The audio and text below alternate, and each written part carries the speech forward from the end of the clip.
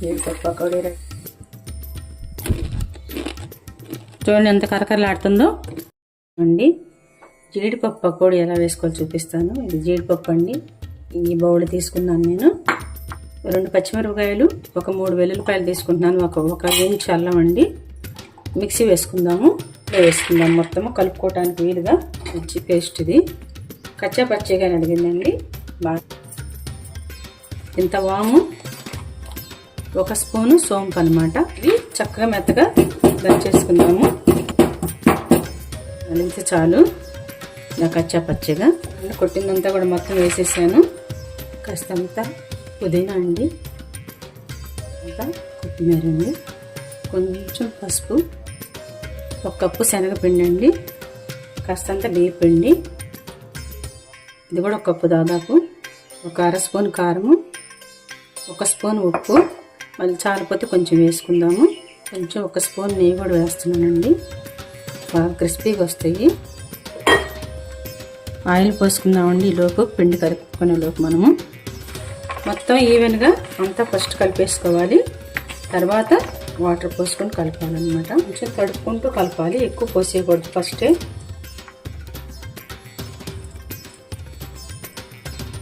అంతా కూడా ఈవెన్గా కలిపేసుకుందాము. చాలా చాలా బాగుంటుందండి ఈ పకోడీ. కాకపోతే ఎక్కువ తినకూడదు, కొలెస్ట్రాల్ పెరుగుతుంది. లిమిటెడ్గా తీసుకోవాలి జీడిపప్పు ఎవరైనా సరే. 2 సార్లుగా వేయించుకోవాలండి. ఒకసారి వేయించి తీసి పక్కన పెట్టుకుని మళ్ళీ ఇంకొకసారి కూడా వేసుకోవాలి, లేదంటే క్రిస్పీగా రావు.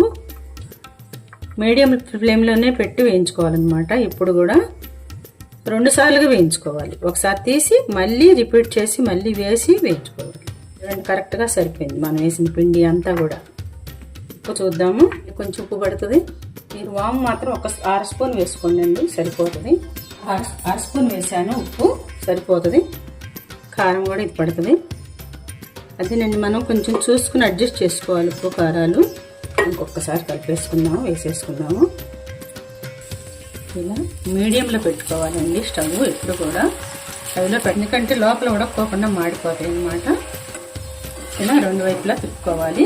ఈ వేగిన వాటిని మళ్ళీ 2వ సారి వేస్తాం కాబట్టి తీసేసుకుందాము. ఈ కలర్ రానిచ్చి తీసి మళ్ళీ ఇంకాసేపు వేయాలి. ఇంకొకసారి రిపీట్ చేయాలన్నమాట. ఈ పకోడీలు ఒక్కొక్కటిగా వదలొచ్చండి. మనం విడివిడిగా వేస్తే తొందరగా బాగా ఉడుకుతాయి అన్నమాట, ఎందుకంటే సపరేట్గా ఉంటాయి కదా. ఇలా వేగనిచ్చేసి తీద్దాము. అండి ఇందాక మనం ఒక వాయి వేసి తీసాం కదా, అది మళ్ళీ రిపీట్ చేస్తున్నాను. ఇలా ఒకసారి వేయించినవి 2వ సారి మళ్ళీ వేసి రిపీట్ చేసి వేయించి తీసుకోవాలి. అప్పుడు కరకరలాంటి బాగా క్రిస్పీ. Very tasty. వడ్డీదే బాగుంటుంది. ఇంకా పకోడీ చెప్పాలా మనం. చూడండి ఈ కలర్ వచ్చింది కదా, ఇంక తీసేసుకోవచ్చు అనమాట. మోగుతుంది చూడండి, బాగా వేగినాయి. అయ్యో ఈ కలర్ రావాలి.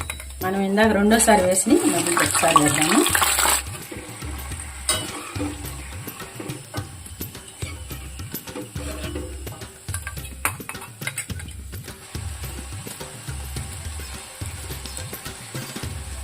అయిపోయిందండి. చివరికంటే ఇలాగే వేసుకోవాలి. సూపర్ టేస్టీ అండి. ఎంతో రుచికరమైనటువంటి కాజు పకోడీ లేదంటే జీడిపప్పు పకోడీ. చూడండి గలగలలాడుతుంది. చాలా చాలా క్రిస్పీగా వచ్చిందండి. ఎంత టేస్టీగా ఉందో చెప్పలేనమాట. మీరందరూ కూడా తయారు చేసుకుని ఎలా ఉందని చెప్పండి. చూడండి ఎంత కరకరలాడుతుందో. అందరూ కూడా ఒకసారి ట్రై చేసి చూడండి, చేసుకుని ఎలా ఉందని చెప్పి కామెంట్స్ పెట్టండి. మీకు నచ్చితే మీ ఫ్యామిలీ మెంబర్స్ అందరికీ షేర్ చేయండి. నా ఛానల్ సబ్స్క్రైబ్ చేయండి అండి. థ్యాంక్ యూ సో మచ్ అండి.